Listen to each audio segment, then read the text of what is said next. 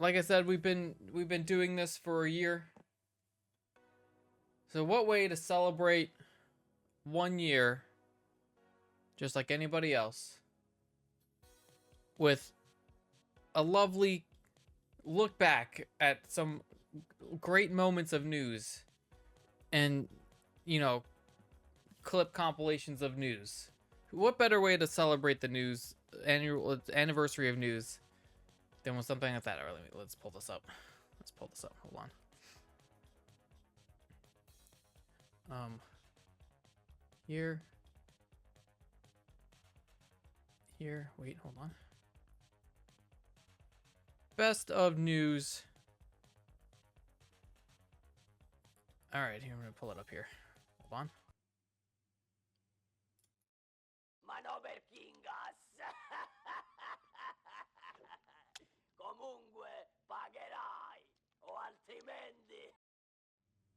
Did you get baited?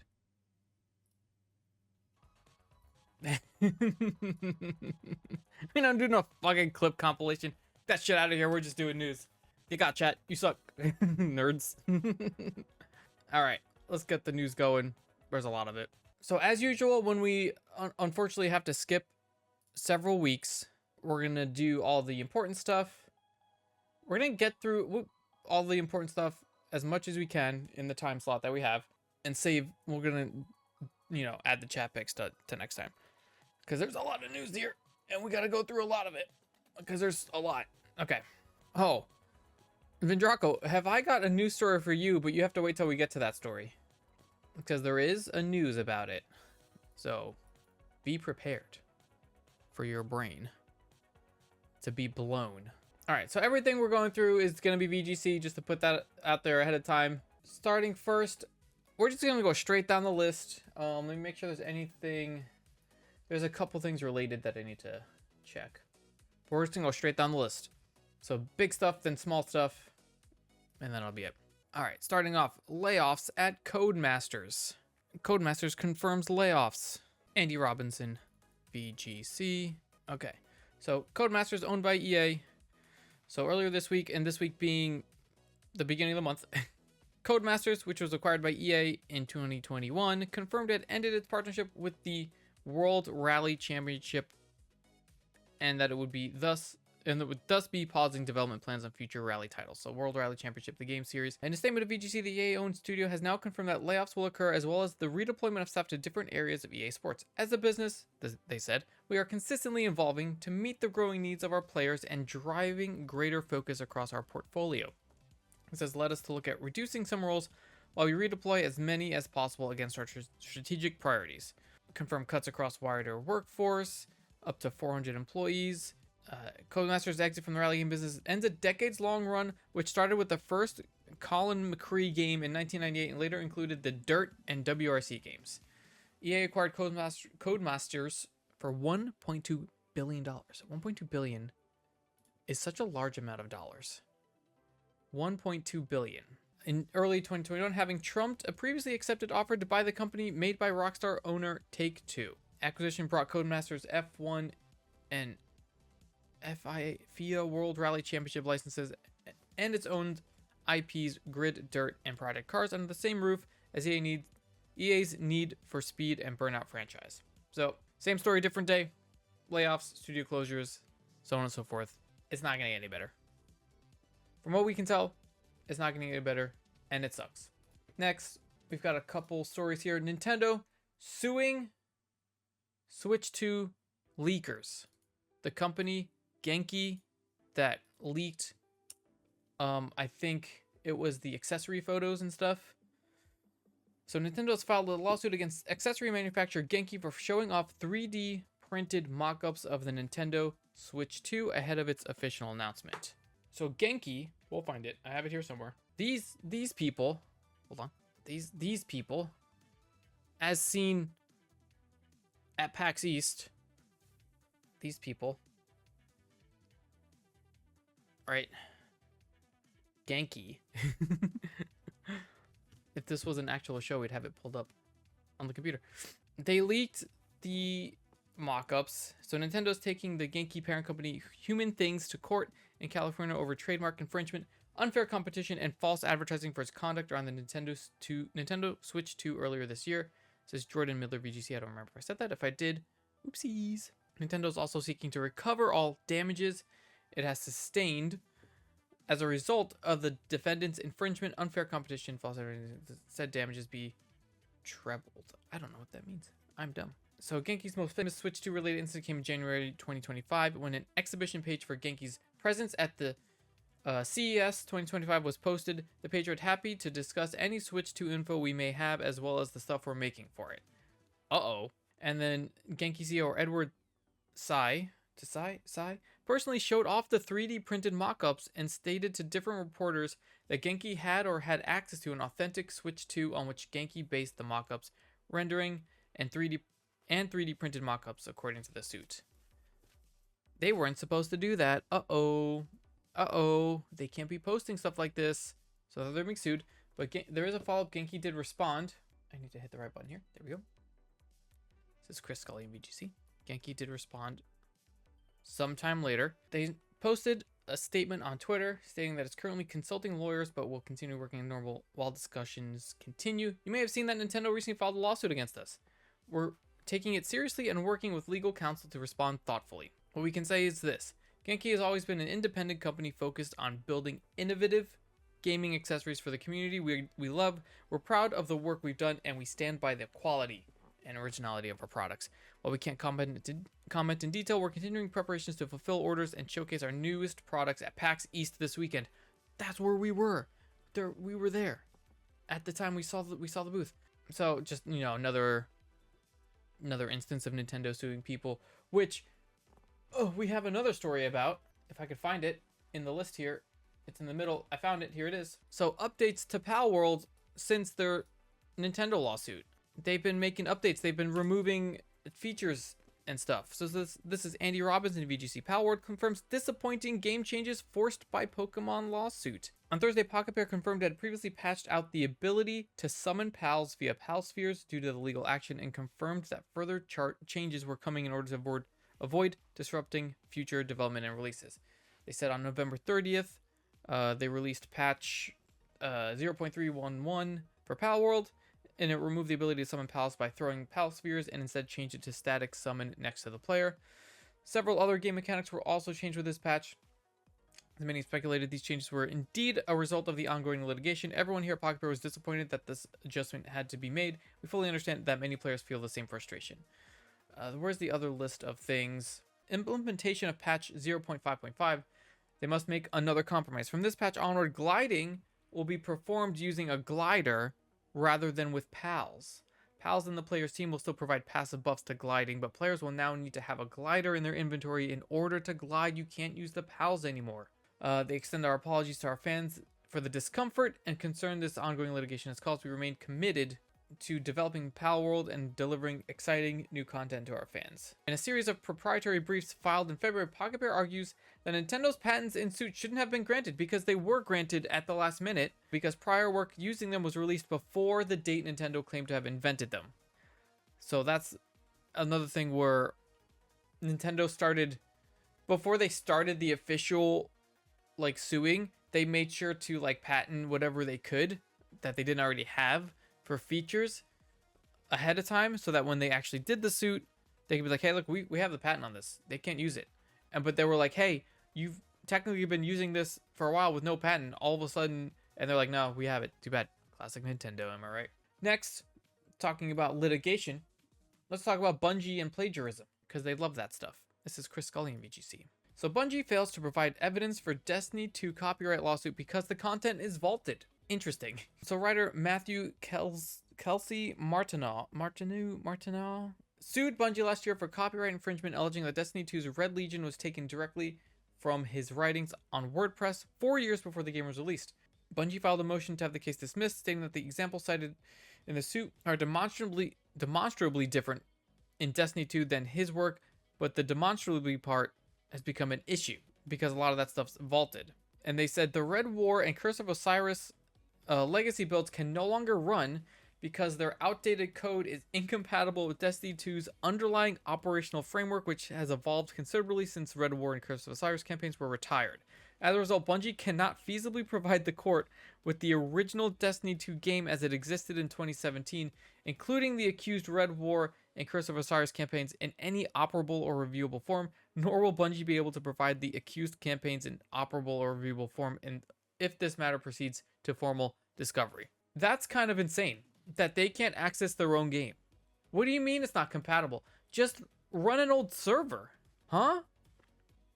The court, deciding this wasn't sufficient evidence, has denied Bungie's motion to dismiss the case because Martinel's accusations are aimed at the game's story itself, not third-party retellings of it, because Bungie tried to use YouTube videos of the story instead of actual gameplay because they couldn't show it, so they used old YouTube videos. While plaintiff does reference Destiny 2 in his complaint, he does not reference the YouTube videos containing Destiny 2 game footage, the Destinypedia pages, or the Tyson Declaration, which is like the like lore dump stuff. This is so crazy. So I don't think there was an update on this particular thing yet that I've seen, but it's so funny that they're just like, hey, it's vaulted. You can't play it and we can't show it. We made it. We still probably have the old servers with the stuff on it, but we just can't do it. It's not gonna work. Take our word for it. Insane. How about more Bungie plagiarism stuff? Let's continue with Bungie. Chris Scully, VGC. So Bungie admitted that artist work was taken and used in Marathon without their permission. They admitted it. It's crazy. So Scottish artist Fern Hook, who posts as 4NT1R3, I'm sure that's some sort of word thing, on social media, posted a series of messages on X on Thursday accusing Bungie of taking assets from her previous work and using it in the newly released alpha for the game. Let's look at the post. So this is the post saying, hey, this is my art all over in the game here.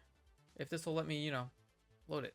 So you've got the art here, front and center, and then where you can see it used in the game. I can't make it go more zoom. I can't, it just defaults. Anyway.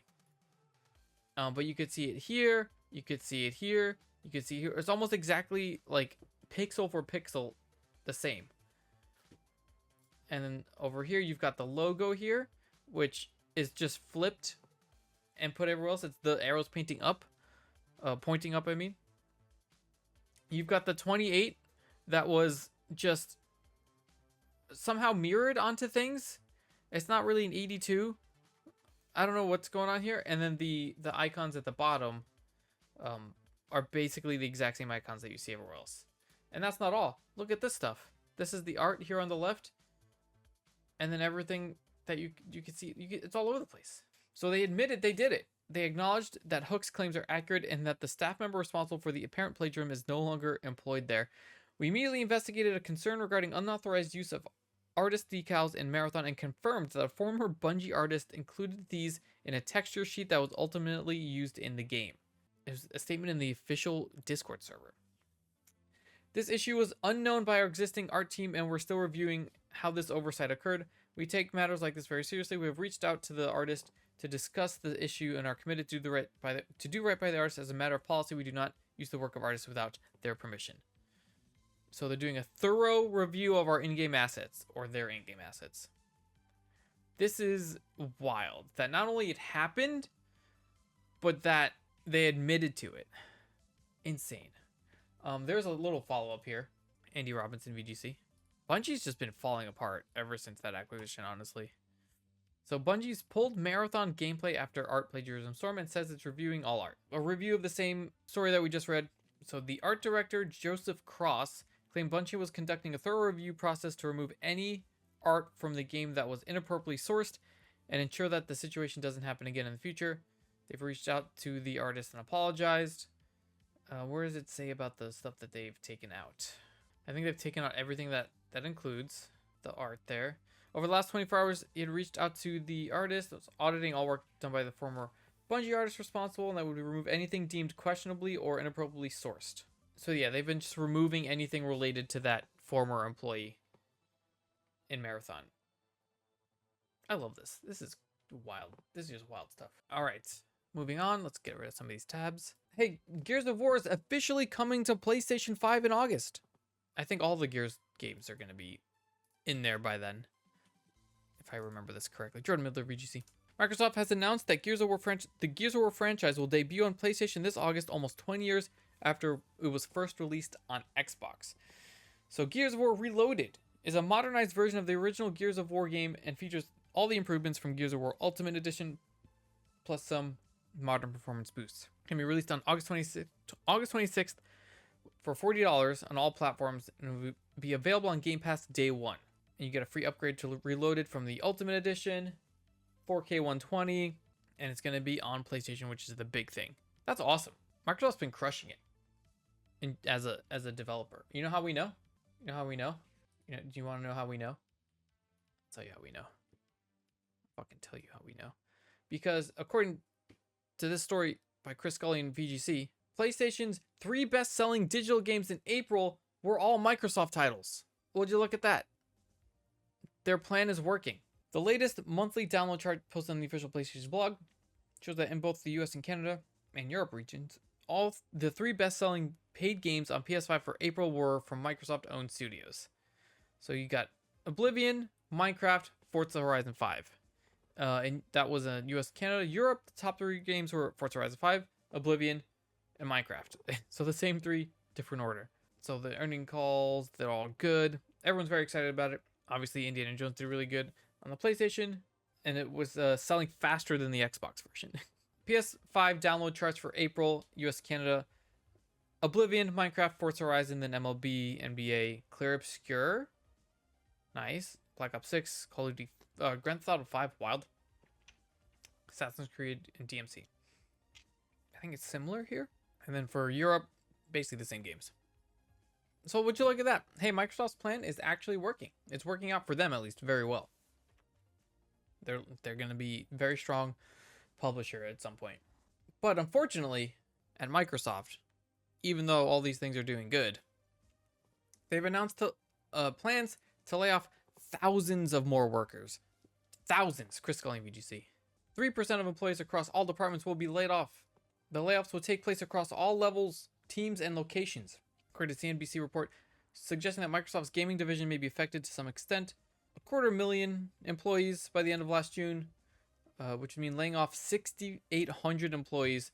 It's not currently known if the employees count has risen or fallen since then. Microsoft spokesperson said that one of the objectives of the layoffs was to reduce layers of management, saying that we continue to implement organizational changes necessary to best position the company for success in a dynamic marketplace. The same bullshit they always say, unfortunately. It'll be the largest mass layoff at Microsoft since January 2023, when the company confirmed plans to lay off around 4.5% of its workers, around 10,000 employees. That's wild. So they have plans to axe another 6,000 people, around there, 6 to 7. Hey, but they're doing good. Their publishing's doing good. There's no words. Again, it just keeps getting worse. It just keeps getting worse.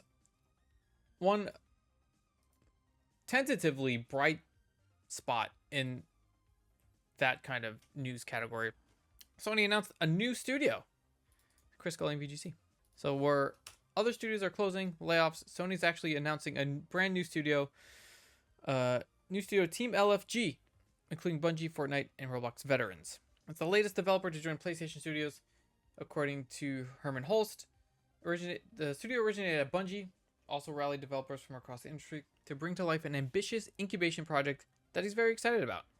I don't know what that means. It's now fully formed and ready to be introduced to the world. It's in Washington. Mixed staff working on site and remotely throughout the US and Canada consists of a mix of veterans. Staff previously worked on such titles as Destiny, Halo, League of Legends, Fortnite, Roblox, and Rec Room, and industry newcomers. The name is Team Looking for Group, LFG, and not the more commonly accepted acronym it's usually associated with. Said it's passionate about exceptional action-based gameplay, moment-to-moment game feel, and richly social virtual worlds. Sounds like MMO. Sounds like MMO stuff. Want our players to feel excited when they log in to discover their teammates already hanging out online. Want players to recognize familiar familiar names and to make myths and memes about each other.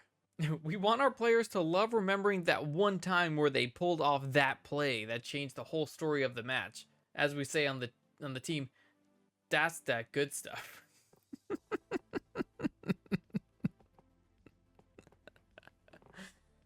Oh no. Well, hey, we'll see how it goes. We'll see what game. We'll see if a game ever even comes out of this studio. Cause yeah, PlayStation, cool, making or Sony making a new studio, but sometimes they just don't release the games that they're working on. So who knows? This could be, this team could work on something for the next 7 years and end up not releasing anything and getting shut down. Who knows what's gonna happen? That's what this industry has become. All right, moving on to Curve Games, acquired by Nazera, Chris Galang VGC. So the publisher for Human Fall Flat, a game that most of us know. Game-focused tech company, which is headquartered in Mumbai, India, has acquired Curve for about $30 million. So it's an India-based company called called Nazera Technologies. It's the second notable UK game developer acquired by the company following the acquisition of Fusebox Games last year for a similar price. Nazera also owns early learning app Kidopedia and the sports and esports media organization Sportskeeda. This kind of all sounds sus, honestly. I'm not sure about any of these things. Curve Games, formerly known as Curve Dividal, was founded 20 years ago and focuses on publishing indie games. Notable releases by the publisher include Human Fall Flat, Dungeons of Hinterberg, The Ascent, Lawn Moving Simulator. Is that supposed to be like lawn mowing simulator? I don't know. Lone Survival and Stealth Inc. Curve will remain in its London office following the acquisition, with all the leadership team and staff remaining. Its in-house development studios Runner Duck in Brighton and Iron Oak Games in Vancouver also included in part of the acquisition. So that's smaller development studios as well. Interesting. We'll see how they come out of this, if they don't just get fully shut down and the IPs and assets get maintained, but like the actual companies get shut down. Who knows? That's sometimes what happens here, which is unfortunate. Moving on to our last of the larger stories here. Making pretty good time. Let's talk about Fortnite, SAG-AFTRA, and AI. Andy Robinson, VGC. So SAG-AFTRA challenges Epic Games over the Darth Vader AI in Fortnite. This is probably the main reason why I haven't actually jumped into the Star Wars Fortnite stuff, because I'm not a big fan of this Darth Vader AI chat GPT thing they got in there. That's I don't like it. I don't like it. So Labor Union for American Actors has criticized Epic's addition of a Darth Vader AI chatbot in Fortnite and accused the company of unfair labor practices. Fortnite added the Darth Vader chatbot with the latest update. Epic says Jones's AI-powered voice was used with permission from his family. However, SAG-AFTRA argues that the tool still takes work away from other actors who could have voiced the character in his video game form. We celebrate the right of our members and their estates to control the use of their digital replicas and welcome the use of new technologies to allow new generations to share in the enjoyment of those legacies and renowned roles. However, we must protect our right to bargain terms and conditions around uses of voice that replace the work of our members, including those who previously did the work of matching Darth Vader's iconic rhythm and tone in video games. They accuse Fortnite's signatory company, Llama Productions, of choosing to replace the work of human performers with AI technology. Unfortunately, they did so without providing any notice of their intent to do this and without bargaining with us over appropriate terms. As such, we have filed an unfair labor practice charge with the NLRB against Llama Productions. And Epic has yet to respond as of like 4 days ago. So again, there is the Darth Vader AI where if you have him in your squad, you can basically just talk to him and he responds via voice AI chat to literally whatever you say. I think they had to censor him recently for cussing in the kids game. But the fact that it's basically just an AI chat that's been used, like it's a weird thin ice precedent that they're setting here. They can just put whatever they want, because like how you know, people just buy voices. That's the precedent that they're setting. You just buy voices instead of paying someone to voice act. They're just buying robot voice. I get it, Darth Vader's part robot, but still, We gotta. Someone's gotta stop all this AI bullshit. Someone's gotta stop it. Anyway, moving on. Some of the smaller news stories here. Starting at the top, is Half-Life 3 real? Is it a real thing that's there? Yeah, they bought a license to a program that can imitate the voice. Chris calling VGC. Where is this? Half-Life 3 is quoted to be playable end-to-end and could be announced this year, a Valve insider has claimed. So Tyler McVicker, who has a history of insider reporting on Valve projects, claimed in his latest YouTube discussion that the game, which is reportedly codenamed HLX, is far enough ahead in development that it can be played from start to finish. HLX is being playtested so religiously and so widely that there are individuals that will just talk. I personally have a policy of avoiding any story-related questions or information where possible, so I currently have avoided all of them, but I've been offered it by people whom are trustworthy, and I know that some of my contemporaries have been given it. So there is information out there about the plot. Oh, so it's not only playable, but it can be spoiled. Half-Life 3 is not a VR title, like Alex was, and Alex was leaked a lot. So hey, there's a possibility that Half-Life 3 exists and is real, maybe. Who knows? Moving on to Netflix, we talked about them like dialing back in their gaming stuff, and it looks like they were removing the last of their interactive things. So they're removing Bandersnatch, Black Mirror episode. Is it just the Kimmy Schmidt thing that's left then? If this is as of the beginning of the month, so it's possible it was also removed. Netflix is removing its 2 remaining interactive specials, including the critically acclaimed Black Mirror Bandersnatch. Let me see here. It was released in 2018. Last year announced that it was planning to remove all of its 24 interactive specials, with 20 to remove by December 1st. As it currently stands, only 2 remain: Bandersnatch and Kimmy Schmidt, both of which will be removed. So as of now, they're all removed because it says May 12th. So there should be, as of this moment, this time, there's no interactive stories on Netflix. Netflix is reportedly set to roll out a new UI redesign over the coming weeks, and its interactive technology is not part of this redesign, which is why all specials are being removed.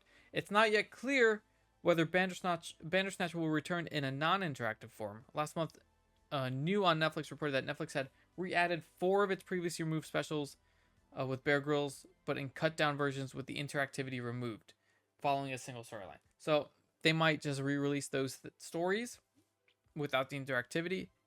Maybe the excuse is that stuff doesn't work with the new UI system. Who knows? But it's just weird that they're removing it altogether when they could just leave it there. I don't know. Maybe it'll be a thing where it's like they release a standard version and then like there's special editions of the other different storylines that you could just watch instead of having like hitting the buttons. Who knows? Next, there's just a silly Outer Wilds bug that was found. This is Chris calling VGC. This I thought was pretty silly and I liked it a lot because, 1, because of the bug, and 2, because it's Hero from Heroes. A newly released patch for Outer Wilds appears to have added a new bug featuring the face of the development studio's owner. Patch 16 was recently released on Steam and is described by Studio Mobius Digital as a minor patch will be rolling out. It would appear that the patch has accidentally credited someone more than intended. However, the studio's founder and Outer Wilds producer, Masai Oka, who is also on Heroes, they have a little. He's in these little pictures there. He appears in one of the windows of the player's ship. I just thought this is silly funny. Somebody like quote tweeted their thing, and look, there he is. It's just his little picture. It's so silly. He's just there. So that's just a fun thing. I think they removed it pretty immediately. Moving on, small news. Giant Bomb is now independent. This is awesome. This was announced at PAX East. I remember everyone talking about it. Everyone being like, not actual people that were there, but people on the internet after they were there and they announced it. So announced during the group's PAX East panel, the site has been sold by Fandom, which recently purchased them, to longtime staffers Jeff Grubb, Jeff Bacalar, Dan Reichert, Mike Minotti, and Jan Ochoa. News was announced during the panel. Giant Bomb is now owned by the people who make Giant Bomb, and it would not have been possible without the speedy efforts of Fandom and our mutual agreement on what's best for fans and creators.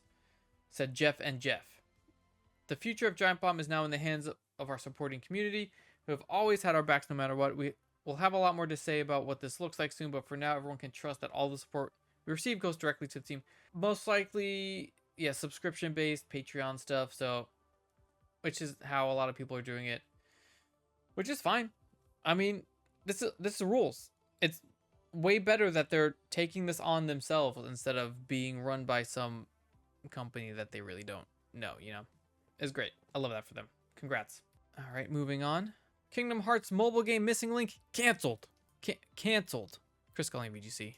The game, which was first announced during a Kingdom Hearts 20th anniversary event in 2022, has had multiple closed beta tests since then, but will now not see a future release. Womp womp.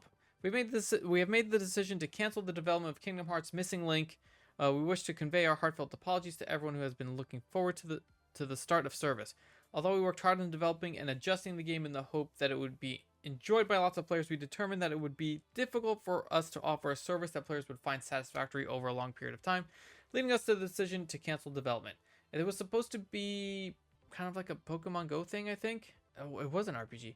A Missing Link was previously described by Square Enix as a GPS-based action RPG for iOS and Android, joined by Disney characters. I like the design of the statement though. Not a lot of information, but the story wasn't even finished, which who knows what that story would have been like. It's fucking Kingdom Hearts, you know. So Missing Link canceled. Obviously, development team's probably been either reallocated somewhere else or shut down. Moving from there to Gearbox, Randy Pitchford kind of being an ass. Chris Scully and VGC. So he made a comment saying, "Hey, if you're a real fan, you'll figure out how to pay $80 for a game. You'll just figure it out if you're a real fan." So Randy Pitchford has attempted to explain recent comment that true fans would find a way to buy Borderlands 4 if it ends up costing $80. So Pitchford was asked by a follower on X not to make the game $80, to which he replied, "That was not my call." He then added, if you're a real fan, you'll find a way to make it happen. My local game store had Starfighter for Sega Genesis for $80 in 1991 when I was just out of high school working minimum wage at an ice cream parlor in Pismo Beach, and I found a way to make it happen. But people are like, hey, what the fuck? If I can't afford it, I'm not a true fan? That's rude, which, you know, makes sense. But then he tried to clarify, saying that if you want the truth, here it is. I don't know, and that is the truth. Talking about what the price is going to be. He then explained that while it's important to make sure games are priced properly, the increased cost of game development and manufacturing are creating an issue where price increases have to be considered. And it's an interesting time, right? He said, on one level, we've got a competitive marketplace where people want to, or the people that make those choices want to sell as many units as possible, and they want to be careful about people that are price sensitive. So there's some folks that don't want to see the prices go up, even the ones deciding what the prices are. There's other folks accepting the reality that game budgets are increasing, and there's tariffs for the retail packaging, and it's getting gnarly out there, you guys. Borderlands 4 has more than twice the development budget than Borderlands 3. More than twice. So the truth is, I don't know what the price is going to be. I don't know what we will be opening pre-order soon, what the price will be set as. So I feel like if he mentioned that in the beginning, like realistically, in general, yeah, games are getting way more expensive to make because, I mean, they're getting bigger. The graphics are getting better, so on. People are getting, theoretically, better wages. So of course these companies are going to be spending more monies on the games. So that obviously we can't stick to $40 games for AAA titles when they're putting that much. Like it doesn't make any sense. Company wise, it doesn't make sense. It sucks, but I feel like if you explain it more that way, more people will understand. Or on the flip side, don't make the game that expensive, and then you could price it down. You see all the money PlayStation lost, right? Developing that game that just lost them, like, was like $200 million, something like that. Wild. Moving on. Embracer's making more changes. Jordan Midler, VGC. We're actually only a few stories away from being done tonight, gamers. Okay. Embracer shakes up its gaming division's Lord of the Rings group, rebranded Coffee Stain spins off. So last year, Embracer Group announced it would split into 3 separate companies. Embracer split into Asmodee, Coffee Stain and Friends, and Middle-earth Enterprises and Friends, each of which was listed as a separate company on NASDAQ Stockholm. Now the company has announced that has renamed its premium label and spun off its indie label into its own standalone group. Middle-earth and Friends will now be known as Fellowship Entertainment and handle IPs such as Lord of the Rings, Kingdom Come Deliverance, Metro, Dead Island, Killing Floor, Darksiders, Tomb Raider, and more. Fellowship Entertainment includes developers such as, and there's a lot here, we're just going to go through a couple. You got Asper, Crystal Dynamics, Dark Horse, Eidos Montreal, you've got Limited Run, Middle-earth, Plaion, THQ Nordic, Vertigo, a lot of, and more than 40 other companies. Remember when they tried to buy all the things, and then the thing fell through because they were trying to buy all the things with other people's money, and then the other people were like, no, we're not giving you money, and they were stuck with all the things. These are all the things. When it was announced, Coffee Stain and Friends was set to focus on PC, console, and mobile games, including community-driven free-to-play games, live ops games, and indie AA titles. Who knows? Again, it's Embracer. There's a large sinkhole that they've been having to dig themselves out of, and we can only wait and see, maybe with popcorn, how this turns out.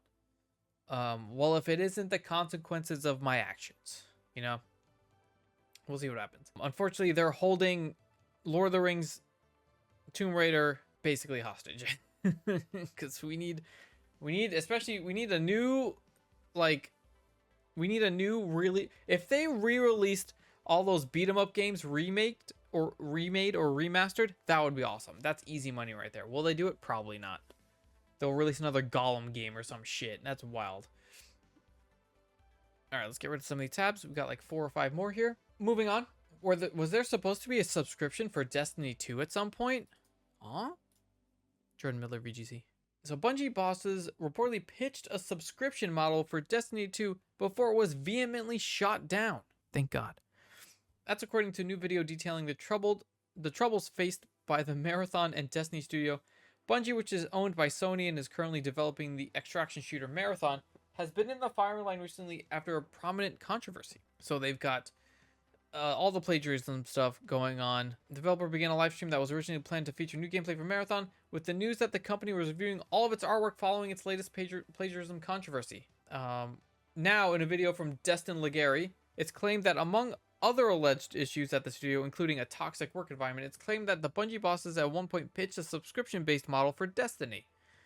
An ex-staffer reportedly told Legary that everything happening to Bungie is because of greed, and that at one point, cosmetic items that could be earned by the player were almost canceled by management because they worried that the items, which could be acquired for free, would impact microtransaction sales. Another former employee claimed that to have said that Bungie being folded into PlayStation is the path forward. No speculation here on what the price of said subscription would be, but thank God that the devs shot down the subscription for this. I don't understand how they thought that would be a good idea at all. It's the same. Okay, it's the same. Side note news. It's the same thing what happened with the HBO Max / HBO Max. The story that I saw, and I haven't, full disclosure, I haven't looked into it to confirm it, but I saw this in several places that the reason it went from HBO Max to just Max and having to do a whole new app bullshit was like one dude super high up that said, hey, I think this is a great idea. And there wasn't enough people at his level or above to be like, no, I don't want to do that. Even though there was a lot of like internal research saying that HBO Max is the way to go, they still changed it to Max because of basically one dude. Lo and behold, they realized, hey, this was dumb. We're going back to HBO Max. It's insanity. I wouldn't be surprised. I also assumed it was Zaslav. I didn't see. No names were named in the story that I saw. No names were named. Moving on. The FTC is finally over it with the Microsoft Blizzard deal. Too many B's.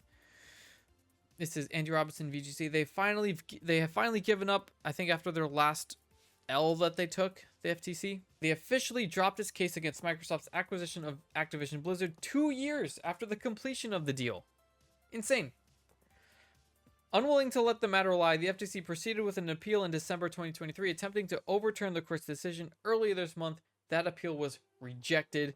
And on Thursday, this past Thursday, I guess yesterday, maybe, or maybe Thursday before that, doesn't matter. The commission officially dropped the case entirely. The commission has determined that the public interest is best served by dismissing the administrative litigation in this case. Accordingly, it is hereby ordered that the complaint in this matter be, and it hereby is, dismissed.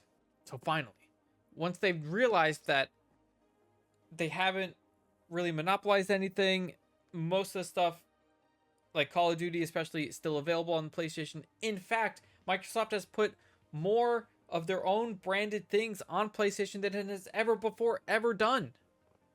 So there's no argument that they can make saying that they're trying to monopolize everything and hold everything for themselves, because they've actually been releasing more exclusive shit to PlayStation. Now, I'm not one to say, yeah, let's go corporations, but like, come on now, guys. They're actually, it seems like they're trying to at least portray themselves as being legitimate. Couple more left here.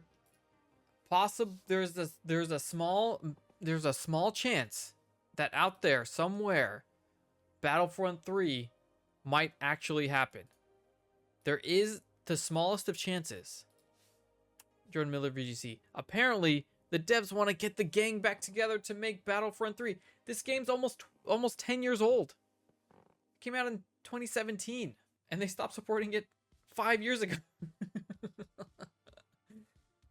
So EA released Battlefront 2 in 2017, but eventually ended support for the game in 2020. Now, following renewed popularity, a former developer in the game has said that he and several other former developers would love to work on a third game in the franchise. They claimed that many ex-Battlefront developers would like to work on a new game. Asked by which developers, he said, "Me, and having heard around my group of ex-colleagues, we want to get the gang back together." So hey guys, there's a chance. They're willing to do it. The developers want to do it.